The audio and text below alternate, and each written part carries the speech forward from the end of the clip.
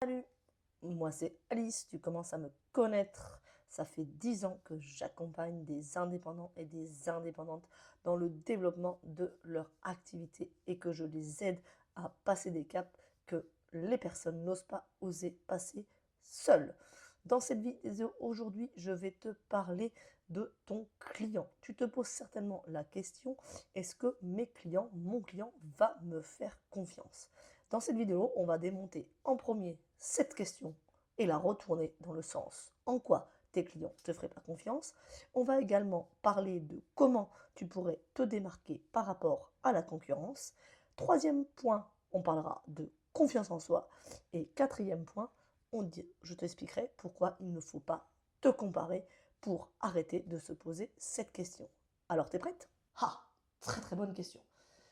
Et on se dit toujours, surtout quand on démarre ou qu'on a commencé un petit peu et qu'on voit que les choses ne vont peut-être pas aussi vite que ce qu'on aurait souhaité, on se dit, est-ce que j'ai un problème? Comment mes clients vont me faire confiance?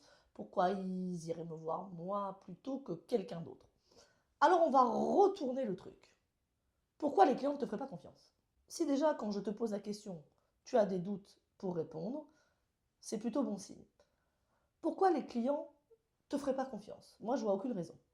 Tu as les compétences, tu t'es certainement formé pour faire ce que tu fais, tu as une valeur à leur apporter, tu as une authenticité, tu as une expérience passée, même si elle est salariée, même si elle est personnelle, tu as déjà été amené certainement à utiliser tes compétences pour aider des gens, pour soulager des gens, peu importe ce que tu fais comme activité.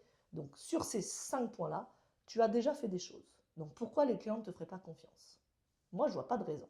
La deuxième chose à regarder, c'est, ok, il y a la concurrence autour de nous.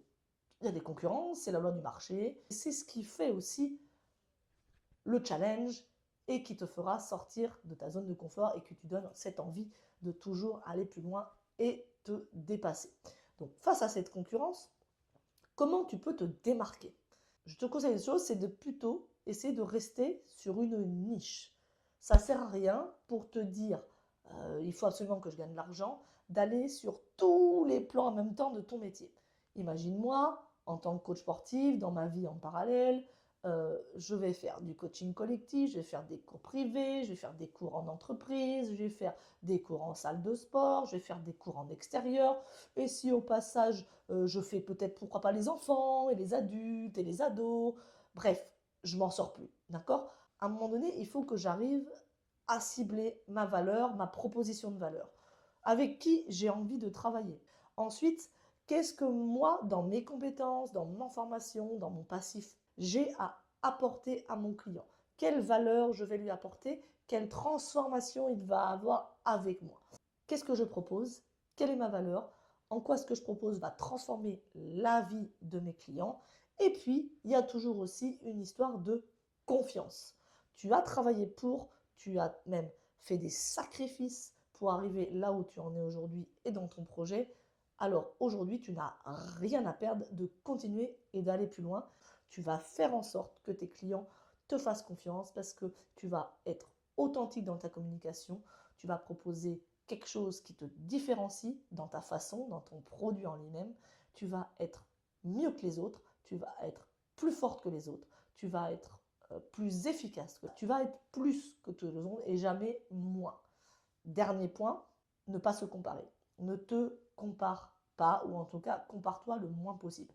Parce que si tu regardes sur les réseaux tout ce que les gens de ton métier font, tu vas te dire, putain, mais moi, j'arriverai jamais. Les clients iront voir ces personnes-là plutôt que moi. Donc, la comparaison, oui, mais dans une limite très raisonnable et dans un objectif constructif. Cette personne a fait ça. Ah oui, ça peut être intéressant si je le mettais en application pour moi ou si j'essayais de faire ça à ma sauce. Si je résume en quelques mots pour que tu aies une bonne conclusion à cette vidéo, la question est-ce que les clients vont me faire confiance? Déjà, on la retourne.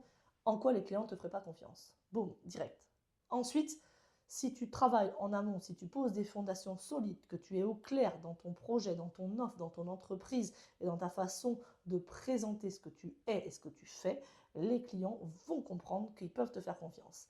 travailler sur une niche, bien choisir son client idéal, faire des choses qui nous plaisent, poser nos limites également pour qu'ensuite derrière, quand on est face à son client ou sa cliente, on soit 100% avec eux, 100% focus sur leurs problématiques et leurs défis pour leur donner les solutions. Maintenant, tu te poseras plus cette question, j'espère, de est-ce que mon client va me faire confiance? Si tant est que tu es encore un petit peu dans ce questionnement et que tu doutes, je t'invite à checker la vidéo que je vais te proposer juste après, qui est sur la connaissance de soi. Qu'est-ce qu'il faut connaître sur toi pour justement développer ta confiance et faire un point dessus te permettra d'avancer, d'évoluer et d'être beaucoup plus sereine. Alors n'hésite pas à regarder cette vidéo qui, je suis sûre, pourra t'aider encore plus.